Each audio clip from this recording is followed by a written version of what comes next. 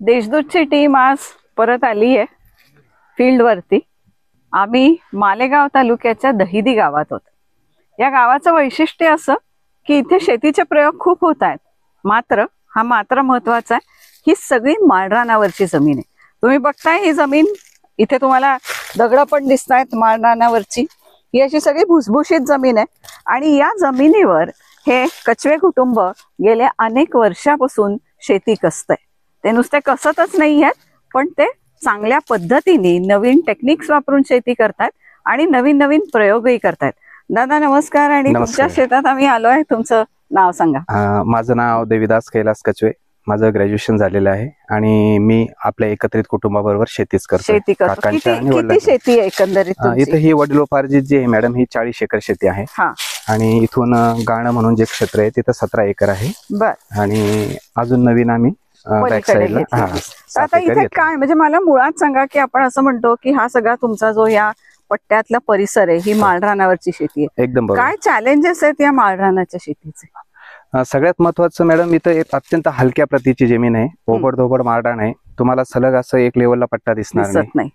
साधारणतः 1 acre cross केल्यानंतर जमिनीचे गुणधर्म बदलतात, मातीची प्रत बदलते आणि प्रत्येक ठिकाणी दळ हा कमी जास्त आहे मातीचा। तर अशा याच्यामध्ये आधी फक्त साधारणतः बाजरी, गहू, मकाई किंवा कुळीत, मठ अशा पद्धतीने पिकं काढली जायची। परंतु गेल्या 15-20-25 वर्षापासून बऱ्यापैकी इथल्या स्थानिक शेतकऱ्यांनी, काकांनी, वडिलांनी थोडंसं फळबागेकडे वळायचं ठरवलं आणि फळबागेसाठी हे खरोखरच सुंदर वन आहे चॅलेंजिंग। कारण इतर जो भाग आहे कसमातेचा, त्याच्यापेक्षा आमच्याकडे 2-3 डिग्री टेम्परेचर जास्त असते आणि खास करून उन्हाळ्यात पाण्याची वणवा असते। मग ती वणवा कमी करण्यासाठी आम्ही जवळच्या आपलं डॅम वरून पाईपलाईन्स आणलेले आहेत, 2 स्टोरेज टँक तयार केलेले आहेत, विहीर, स्टोरेज टँक आणि डॅमच्या मदतीने पाण्याचा पुरवठा इथं बऱ्यापैकी होतो। आणि सगळं तुम्ही हे ड्रिपवर करताय? येस, सगळं ड्रिप इरिगेशनवर आहे, कारण फ्लड पाण्याने फळबाग काढणं आमच्याकडे अशक्य आहे। बरोबर। आता तुम्ही हे जे प्रयोग केलेत, की मागे आपण एक स्टोरी केली होती कचवे अण्णांची, की ज्याच्यात आपण बोललो होतो की पहिल्यांदा या भागात त्यांनी ड्रॅगन फ्रूट कसं लावलं आणि त्याचं यशस्वी उत्पादन कसं घेतलं। आता ते इतरांना मार्गदर्शनही करतात। पण आज हा प्रयोग तुमच्या शेतात आम्हाला आणखीन वेगळा दिसतोय। आम्ही आधी बघितलेलं आहे की ड्रॅगन फ्रूट जेव्हा आपण लावतो तेव्हा एक सिमेंटची चक्री लावतो आणि मग त्याचा आधार त्या झाडाला आपण देतो। पण इथे वेगळी पद्धत दिसते।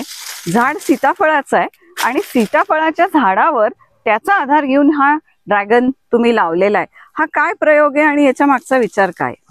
ऍक्च्युअली मॅडम, हे झाड सीताफळचं जे बाळानगर व्हरायटीचं आहे आणि ह्या झाडाचं लाईफ जवळजवळ 30-35 वर्षाहून अधिक असते। अच्छा। तर हे झाड खूप जुनं झालेलं आहे।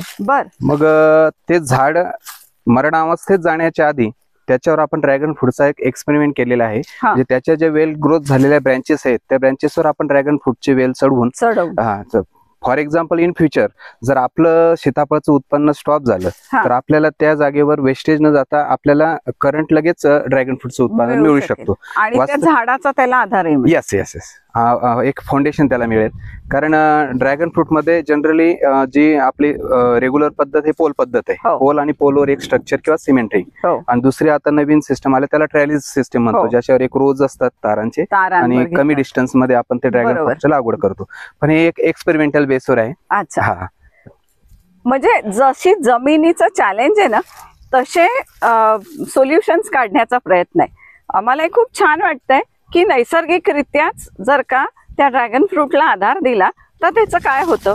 ही जी एक संशोधन करायची वृत्ती आहे किंवा ही जी एक शोधण्याची वृत्ती आहे, ही मला वाटतं तुमच्या या भागातल्या शेतकऱ्यांमध्ये, तुमच्यासारख्या तरुण शेतकऱ्यांमध्ये जास्त जोपासली गेली आहे। हे नाही झालं तर मग पुढची शेती करणं अवघड होईल। त्याच्यामुळे आत्ताच हे संशोधन करणं, हे असे प्रयोग करणं आणि अशा रीतीने इथे या माळरानावर सुद्धा सगळा निसर्ग फुलवणं आणि शेतीतनं उत्पादन घेणं हा यांचा प्रयत्न। पण शेती जशी आपण म्हटलं की इथं तुम्ही पहिल्यापासून करताय, खूप वर्षापासून करताय, त्याच्यात काय काय बदल झालेले आहेत? मॅडम, ज्यावेळेस आपण साधारणतः 18 वर्षापूर्वी प्लांटेशन केलंय त्यावेळेस फक्त भारतात एकच व्हरायटी आलेली होती, त्याला आपण म्हणतो रेड व्हाईट, म्हणजे सफेद पल्पवाली। त्याच्यानंतर बऱ्याचशा व्हरायटीज डेव्हलप होत गेल्या त्याच्यानंतर अमेरिकन ब्युटी म्हणून एक रेड व्हरायटी झाली, ज्याला आता आपण रेग्युलर रेड म्हणतो. त्याच्यानंतर जम्बो रेड म्हणून एक व्हरायटी आली आणि एक सी म्हणून व्हरायटी आहे, ज्याच्यात आपण पिंक किंवा रेड कलरचा पल्प बघतोय. आणि व्हाईटमध्ये एक चायनाकडनं जी व्हरायटी आहे ते एक नारळासारखा सेप असलेल्या लांब पानांची एक व्हरायटी आहे, जे वरून पिंक असतं आणि आतून व्हाईट असतं. आणि एक गोल सेप मधली आहे रेग्युलर व्हाईट मधली, ज्याला सफेद पल्प असतो आणि फळ गोलाकार असतं आणि साईज चांगली असते.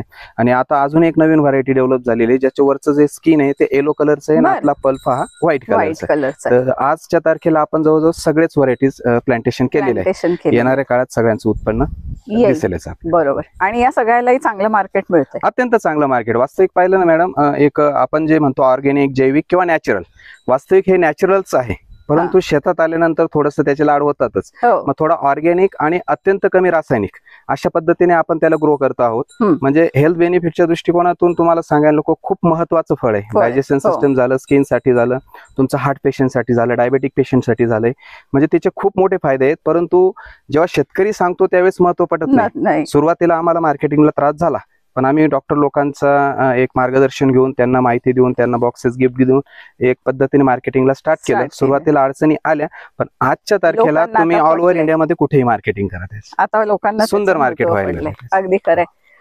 थोडा वेळ जातो, काळ लागतो लोकांना पटायला नवीन काही आणलं की. आणि पण त्याच्यामध्ये शेतकऱ्यांचा पेशन्स हा खूप मोठा असतो. त्यांचं जे होल्डिंग असतं ते मानसिक असो किंवा आर्थिक असो किंवा जमिनीचा असो, हा पेशन्स खूप मोठा लागतो. हे शेतकरी आहेत, वृत्तीनेच त्यांच्यामध्ये पेशन्स आहे. लहरी हवामानात सुद्धा ते काम करतायत, कष्ट घेतायत आणि त्याच्यामुळे त्यांना आज हे सगळं चांगलं फ्युचर, एक चांगलं भविष्य त्यांच्या पुढे दिसतंय. बरं, हे झालं तुमचं ड्रॅगन फ्रूट आणि सीताफळाचं. आम्हाला पलीकडे दिसतंय तिकडे ते कुठे पपई आहे, मध्ये तुम्ही छोटी लागवड सुद्धा केलेली आहे डाळिंबाची.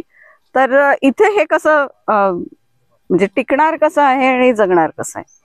डाळिंब हे लॉंग टर्मचं पीक आहे मॅडम, आणि डाळिंबाचं झाड वेल ग्रोथ व्हायला 18 महिने ते 2 वर्ष म्हणजे 24 महिने लागतात. आणि पपई हे उत्पन्न 1 वर्ष किंवा 2 वर्ष चालतंय. म्हणजे डाळिंबाची ग्रोथ होईपर्यंत एक आंतरपीक, ज्याला आपण इंटरनल क्रॉप म्हणतो, तोपर्यंत पपईचं उत्पन्न निघतंय. आपलं डाळिंबाचं झाड ही वेल ग्रोथ होतंय. बरोबर. डाळिंबाचं झाड फळ धरण्याजोगं होईपर्यंत आपल्या पपईचं उत्पन्न निघून जातं. म्हणजे आपली जी जमीन आहे ती नुसती एका फळ पिकासाठी अडकून पडत नाही. आणि फळ पीक दुसरं घेतल्यामुळे जमिनीची आंतरमशागती चांगल्या प्रकारे होते. डाळिंब लावलंय हे साधारण किती? हे 3 महिन्यांचं झाड झालं. 3 महिन्यांचं. आणि पपई जवळजवळ 3 महिन्याची होत. आता 2 डाळिंबामध्ये अंतर किती लागतं? 2 डाळिंबांमध्ये आपण बरेचसे अंतर असतात. 12x10 घेतात, 12x8 घेतात, 12x12 घेतात. पण कमी क्षेत्रामध्ये अधिक उत्पन्न घेण्यासाठी लोक आता डिस्टन्स जवळ करायला लागले. बऱ्यापैकी 12x8 वर डाळिंबाचं प्लांटेशन आपल्याला जास्त करून बघायला. त्याच्यामध्ये जर का पपई घेतली तर त्या डाळिंबाला त्रास नाही होत मॅडम, कारण डाळिंबाची जी ग्रोथ होण्याचा जो पिरियड आहे त्या पिरियडच्या आत पपईचं उत्पन्न आपलं निघून जातं. आणि जोपर्यंत ते कॅपेबल होतं फळ धरण्यासाठी, तोपर्यंत आपली जागा मोकळी होते. म्हणजे तीच जमीन आणि तिथलंच पाणी हे 2 पिकांना आधार देतंय, 2 पिकांना पोचतंय. आता ही पपई मोठी व्हायला किती दिवस लागतील? पपईचं प्लांटेशन नंतर 6व्या-7व्या महिन्यापासून त्याची फुलधारणा चालू होते आणि 8व्या महिन्यापासून आपल्याला फळ द्यायला सुरुवात होतं. आपण प्रिकॉशन व्यवस्थित घेतलं तर त्याच्यात बऱ्याचशा व्हरायटी अशा आहेत की आपण रेग्युलर 2 वर्षापर्यंत उत्पन्न घेऊ शकतो. पण ज्यावेळेस आपण इंटरनल क्रॉप म्हणून त्याचा वापर करतो, तर आपलं डाळिंब झाड ज्या दिवशी सशक्त झालंय त्या दिवशी पपईचा विषय आपण आपल्या पद्धतीने थांबवू शकतो. बरोबर. म्हणजे दोन्ही पिकं जगतात. होय होय मॅडम. आणि दोन्हीकडनं उत्पन्न हे आपल्याला घेता येते.